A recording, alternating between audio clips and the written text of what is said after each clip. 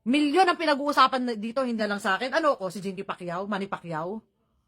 Na okay lang sa akin kasi madali namang kitain. Makikitain ko yan, pero kakayurin ko pa bago ko kitain ulit. 'Di ba? Ano ko? Nagtatay ng pera? Madaling sabihin yun eh. Sabi ng ate ko, nakakabili ka nga ng mga bag na milyon, kineso, kinenog, ganyan. Asa, akin yun. Kasi yun ang happiness ko eh. At pera ko naman yun. Kahit bumili ako ng tigmi-milyon na bag dito, sa akin yun. Sasabihin niya, nakakabili daw ako ng milyon na bag, bakit hindi ko daw siya bilhan ng bahay na worth 2 million? Dati yan na sinasabi ng ate ko ha. Oh, ba't kita bibila ng bahay?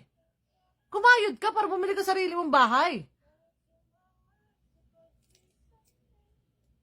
Diba? Hindi tayo nag-uusap ng 100 dito.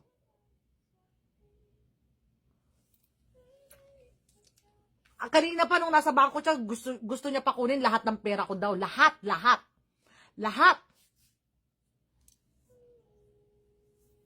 Lahat ng pera ko gusto niya kunin. Malakas ang loob niya dahil nakapangalan sa kanya. Tapos ngayon 2.5 million, tapos nag-withdraw pa ng 500,000. Napakagaling. Kayo mga kapitbahay dyan ng ate ko, alam nyo na. May kulang pa ba? Pinagtatanggol nyo pa yan? Magtanong pa kayo. Ngayon, nagkuha siya ng 2.5 million. Tapos hawak niya pa yung 500,000 ha? Bukod pa yan. Ha? Sabi ko sa inyo, hindi ako si Mama Mary.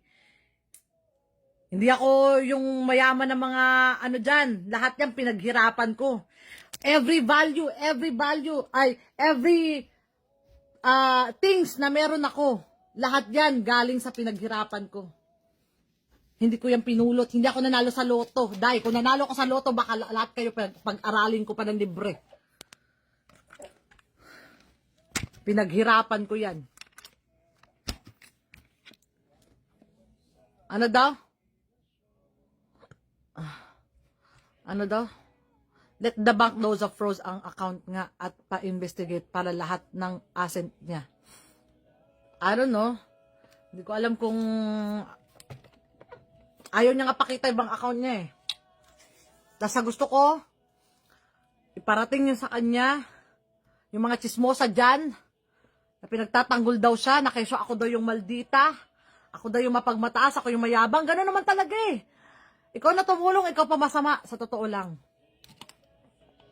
Ang dami mo nang itulong sa lahat, sa dinami-dami nang naitulong mo.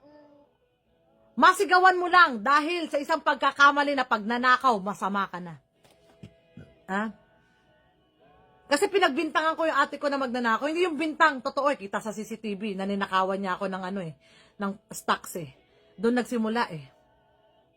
Lahat. Di siya umaamin. Walang magnanakaw na aamin ng kasalanan niya. Tandaan niyo yan.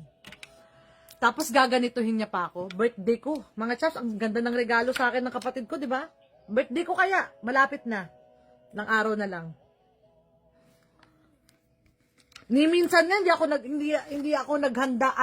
Hindi ako nagkaroon ng birthday party na sila naghanda eh. Magbe-birthday ako, magpapadala pa ako pera. Para handaan naman ako. Ganun ako mga chaps. Magbe-birthday, every time na magbe-birthday ako, magpapadala pa ako ng pera para lang handaan nyo ako.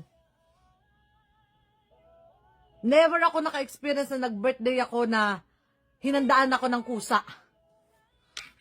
Never. Ultimo birthday ko, ako naghahanda. Nakakapagod, di ba? Nakakapagod na yung ganun. Ikaw lang lagi nagpupursige. Oh, paano pag nagkasakit ka? Ikaw breadwinner.